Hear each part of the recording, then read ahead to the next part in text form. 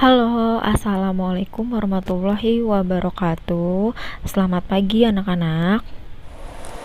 Assalamualaikum warahmatullahi wabarakatuh. Selamat pagi anak-anak ya. Kembali lagi sama Bu Primas ya. Jadi sebelum kalian belajar, alangkah baiknya kalian berdoa dulu ya. Setelah itu kalian absensi kehadiran ya, itu wajib. Lalu setelah itu kalian mengikuti proses kegiatan belajar daring sesuai dengan waktu yang sudah ditentukan, dan jangan lupa mengerjakan tugas ya. Jadi tugasnya itu adalah wajib kalian kerjakan ya. Masih dengan materi teks laporan hasil observasi ya. Oke, yang akan kita bahas yaitu berkaitan dengan kaidah kebahasaan teks laporan observasi. Jadi di dalam teks laporan observasi bukan hanya ada strukturnya, tapi ada kaidah kebahasaannya atau tata bahasanya. Jadi dalam sebuah teks itu memiliki tata bahasa yang berbeda-beda. Nah, ini kita akan bahas ya di laporan observasi. Nah, jadi di dalam teks laporan observasi ada 7 kaidah kebahasaan ya, lumayan banyak ya. Jadi yang pertama ada nomina atau kata benda, yang kedua verba atau kata kerja, yang ketiga konjungsi atau kata penghubung, yang keempat kalimat simpleks, yang kelima kalimat kompleks, yang keenam kalimat definisi, dan yang ketujuh kalimat deskripsi. Nah, ini akan Ibu bahas satu-satu. Jadi kalian simak baik-baik video ini, jangan kalian cut ya. Jadi kalian simak baik-baik. Oke, yang pertama ada nomina atau kata benda ya. Jadi ini sudah tidak asing lagi, kalian pernah pelajari di SMP ya, dan dalam bahasa Inggris pun juga ada kata benda atau nomina ya. Nah, jadi di sini pengertiannya adalah kelas kata yang menyatakan nama dari seseorang ya, bisa seseorang, bisa tempat, atau semua benda dan segala yang dibendakan ya. Oke, ciri-cirinya yaitu nomina tidak dapat diingkarkan dengan kata tidak ya. Jadi kalau kalian ingin mengingkarkan untuk menyatakan negatifnya, yaitu menggunakan kata bukan ya. Contoh, ayah bukan guru ya. Jadi nomina ini tidak bisa menggunakan kata tidak. Kalau seandainya menggunakan kata tidak, pasti kalimatnya akan menjadi ambigu ya. Masa ayah tidak guru ya, kan itu bukan seperti itu. Jadi yang benar adalah ayah bukan guru. Nah, contohnya yang bisa dibendakan itu bisa nama orang, atau kalian bisa menyebut nama-nama benda ya, seperti kursi, meja, tas, bantal, buku, dan lain-lainnya. Yang kedua, verba atau kata kerja. Nah, ini berbeda dengan nomina karena kalau verba itu dia menyatakan sebuah perbuatan atau tindakan atau sebuah proses gerak atau keadaan yang terjadi. Jadi dia tidak bisa dibendakan ya. Ini menunjukkan aktivitas seseorang, kegiatan seseorang ya. Ciri-cirinya dia bisa memiliki fungsi utama sebagai predikat. Kalau kalian lihat susunan SPOK ya, predikat itu adalah yang menyatakan kata kerjanya. Contoh, ibu memasak nasi di dapur. Ibu sebagai subjek, memasak sebagai predikat atau kata kerjanya ya. Nasi sebagai objek, di dapur sebagai keterangan tempatnya ya. Contoh yang kedua, bom itu meledak ya. Bom sebagai subjek ya. Bom itu sebagai subjek, meledak sebagai predikat karena dia mengandung kata kerja, sebuah tindakan ya yang menunjukkan bom itu meledak ya. Lalu ciri yang kedua, dia tidak bisa digabung dengan kata yang menyatakan kesangatan. Contoh, agak belajar, sangat pergi ya. Jadi kalau kalian baca pasti itu akan menjadi kalimat yang membingungkan ya, atau kata yang membingungkan. Nah, jadi ini adalah ciri dari verba. Contohnya adalah bisa makan, mandi, memasak, belajar, dan sebagainya. Yang ketiga, konjungsi atau kata penghubung. Nah, kata penghubung ini sering kita gunakan untuk menghubungkan antar kata, antar frasa, antar klausa, dan juga antar kalimat. Ya, contohnya pun kalian tidak asing lagi seperti penggunaan dan, atau, tetapi, kemudian selanjutnya seperti bahwa, jika, dan masih banyak lagi ya. Jadi konjungsi itu banyak banget ya. Nah, ciri-cirinya yang pertama, dia berfungsi untuk menghubungkan kalimat yang satu dengan yang lainnya, atau menghubungkan antara kata yang satu dengan yang lainnya, klausa yang satu dengan yang lainnya ya.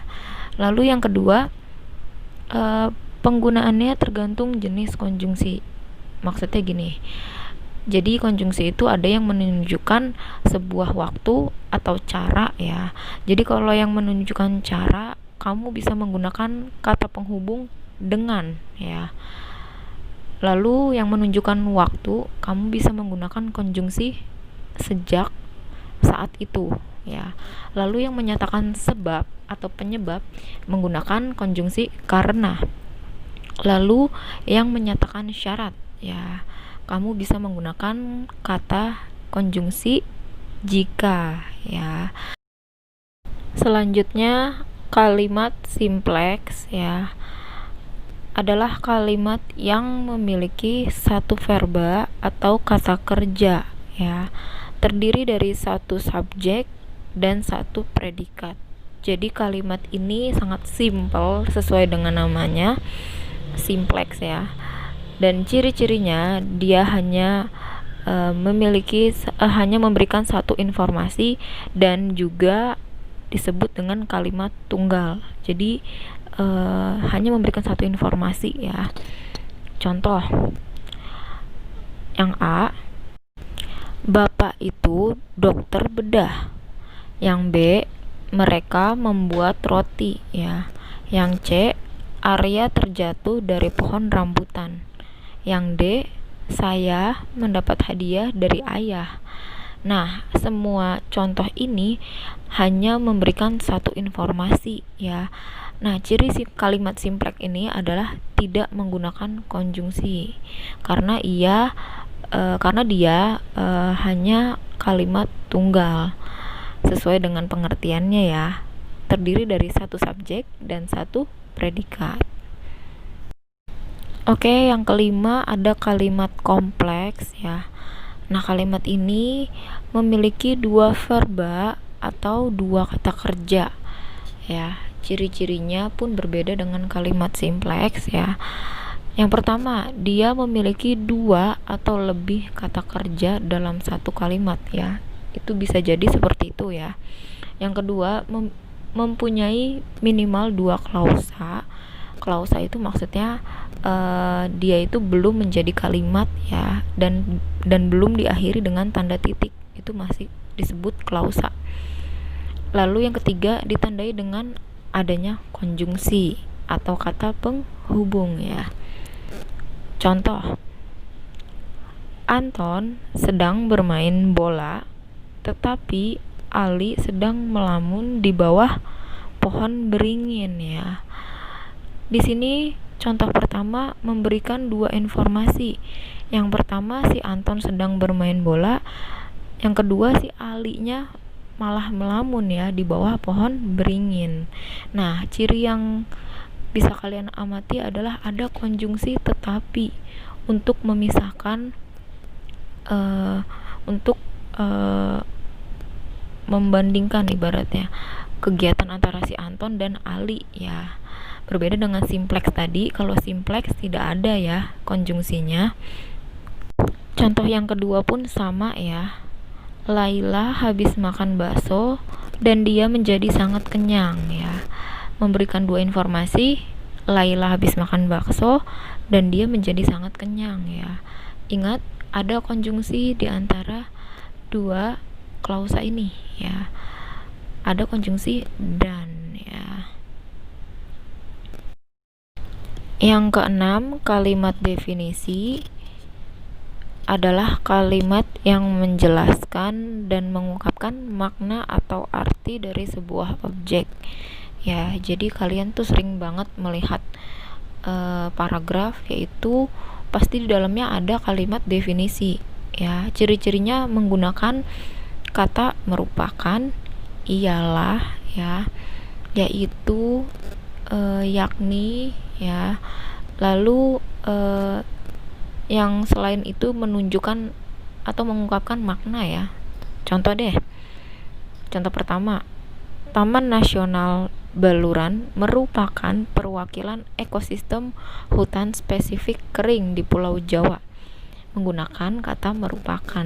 Jadi mendefinisikan nih Taman Nasional Baluran itu seperti apa sih ya. Contoh yang ketiga, langsung ke situ. Buaya memiliki rahang yang sangat kuat. Walaupun di sini tidak menggunakan adalah atau merupakan ya. Di sini juga dia menjelaskan sebuah arti ya, atau mengungkapkan arti kalau si buaya ini memiliki rahang yang sangat kuat ya.